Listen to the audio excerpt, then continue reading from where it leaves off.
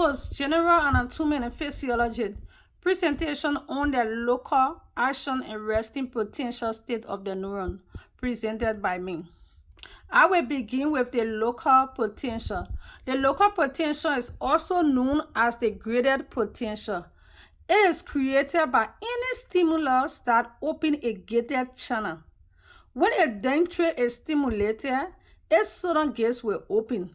And when the sodium gates open, there will be a lot of sodium ion that will flow from the ECF down into the ICF. When this occurs, they will disrupt the negative 70 MV. The negative 70 MV is known as the resting potential. That will be discussed further down. It will also become more positive, and when it's become more positive, we say it's in a state of depolarization, which will also be discussed further. And when this occurs, what will happen next? We observe that the neighboring gates will open. And if this electrical signal is strong enough, the current will progress through the plasma membrane and go as far as to the ad hoc helix region. There are a few characteristics of the graded or the local potential.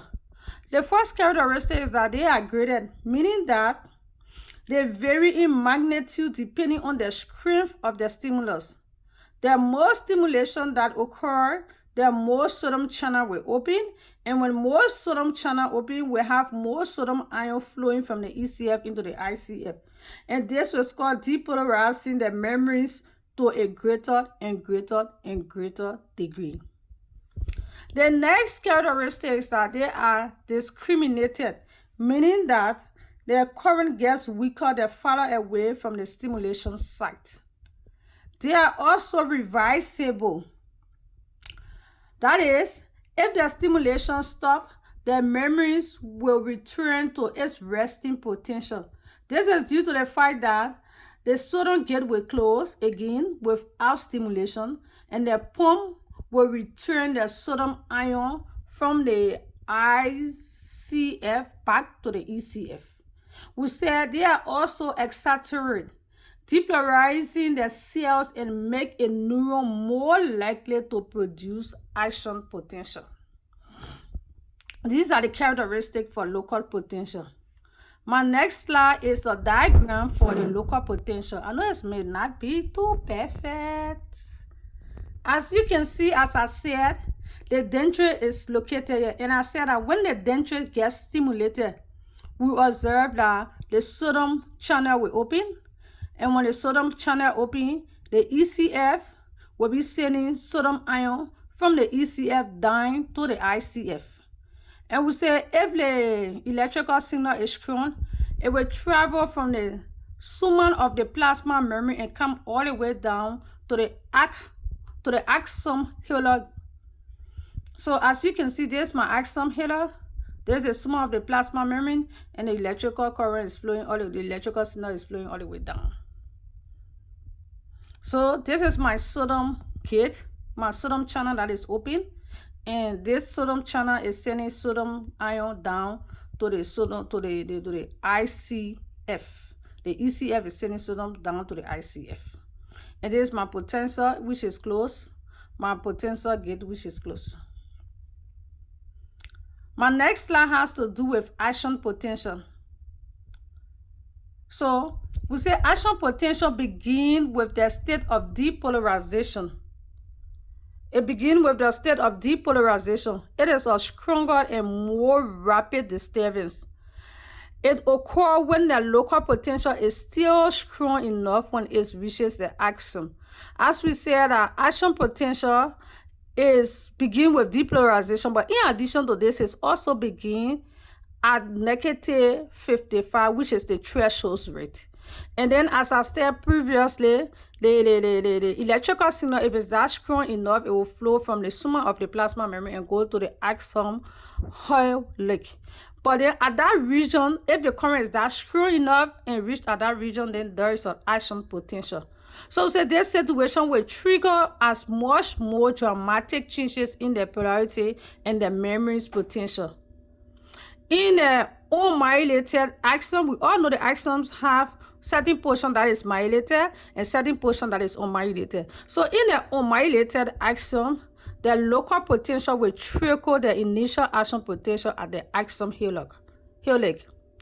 Eventually, the action potential even travel continually along the axon plasma membrane to the synaptic nodes at the end near the targeted cells.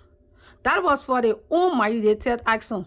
But for the myelated axon, the same situation will occur at first. That is, in the myelated axon, the local potential from the soma will trigger the initial action potential at the axon hillock as well. But when the action potential reaches the first myelated region, the signal will travel as a current within the ICF. There are also characteristics of action potential.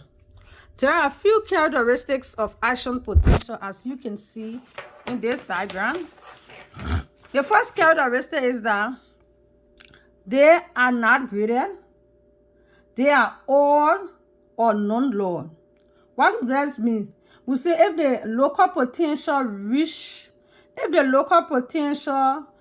that reaches the hillock is strong enough to trigger the action potential, the action potential will occur at a full strength, not half, but instead it will occur at a full strength. Or if not, there will be no action potential. Either occur in full or there is no action potential. So that's why they are not graded. The next one, we say they are not decriminator. What does that mean? You say the action potential maintain their full strength down their entire length of the axon. That's part of the location. That's part of how far they go. They still maintain their full length regardless of whatever distance. They still maintain their full length. And we say they are irreversible. That is, once an action potential starts, it cannot stop. So these are the characteristics of action potential.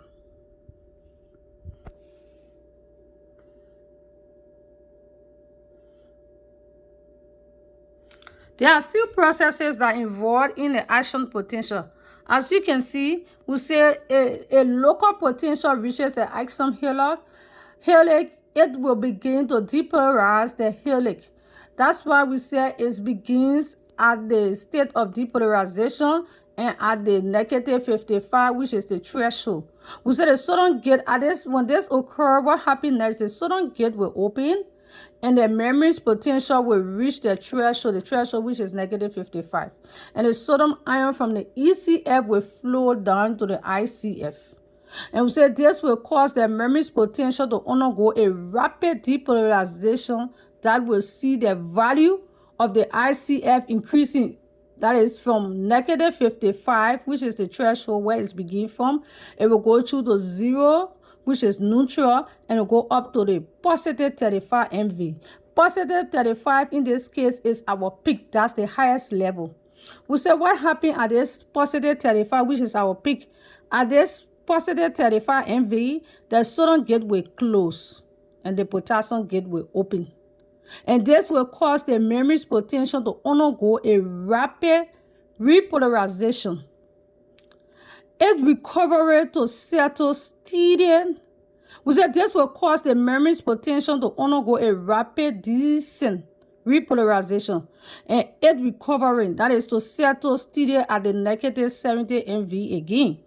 And at this value of this negative 70 MV, achieve recovery, the potassium gate will close. So these are the few steps in action potential, the few processes in action potential. As you can see, this is a diagram. This is my diagram of action potential. My first region is red. This is the depolarization process. This is where it begins from. As you can see, this is my axon hillock here, and there's the soma of the plasma membrane. What happening between the soma of the plasma membrane and the axon hillock? The local potential will flow. There's the local potential flowing. If it's strong enough, it will flow. If it's strong enough, it creates a depolarization. So as this occurs, the next thing that will happen, we observe that the sodium channel gate will open, And when the sodium channel get open, ECF will be sending sodium ion down to the ICF. So this is what happening. The sodium get open, ECF sending ion down to the ICF. And we say for this, the MV, we have a 0, which is neutral, and a negative 70. We say when this negative 70 occurs, that is when the local potential from the sodium reaches this action halide, it will begin to depolarize at the halide resting memories, which is known as this negative 70 MV. So that's what happening here, is depolarizing. And below is the time. This was what happened in my first region. That is the first region, which is known as the depolarization process of where the depolarization process begins of the action potential. My second region is painted yellow. What happened here? We say here, this is where the rapid depolarization process ends, and then the repolarization process begins. As you can see, we come from the negative 70 and go to the threshold, increase, it go all the way to 0, and then came as far as to the peak. And after it reached to the positive 35, it decided to decrease. And as it decreasing, that is the repolarization process. It decrease, it come all the way down. As you can see, when this happens, the sodium gate will close, the potassium gate open. And when the potassium gate open, the ICF now will be transferring sodium chloride from the ICF back to the ECF. That's why occurring here. My last region is in green. This is the resting state or the recovering state. We say at this level, both gate close. The ECF is up here, the ICF down here, sodium gate close, potassium gate close. Both gate close. And we can see that it's at the negative 70. That is the local potential from the summa reaches the action halide. It will begin to depolarize the halide at the resting memories potential, which is this negative 70. That's what's happening in this diagram.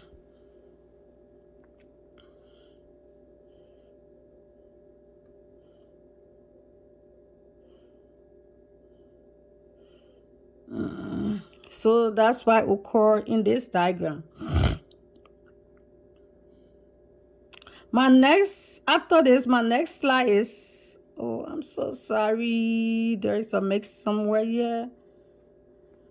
I'm so sorry. My next slide is about the changes that occur. As you saw in my previous slide, I showed you the red, the green, the red, the yellow, and the green region. So we said there are a lot of changes in the ECF and the ICF during the potential. We said when the region is undergoing the depolarization event of the action potential, the ECF will be negative, while the ICF will be positive and the region will be red. That's why I just illustrated. When the region is still undergoing repolarization and is recovering the changes of the two fluids to be in the state in which they begin while they're resting, while at rest, we say that region will be yellow, and that's why I just illustrated. When the region is in the state of being polarized and at rest, the action potential even passed through this region long enough ago that it has recovered and is ready to send another action potential, and that region will be green, as I just stated. The next slide is about the resting potential. As you can see, the resting potential, we say, these memories describe the actual value of the electrical potential of the plasma memories when it is at rest and ready to send a signal down its length again. We say the ICF measure value for this region is negative 70, which I discussed earlier.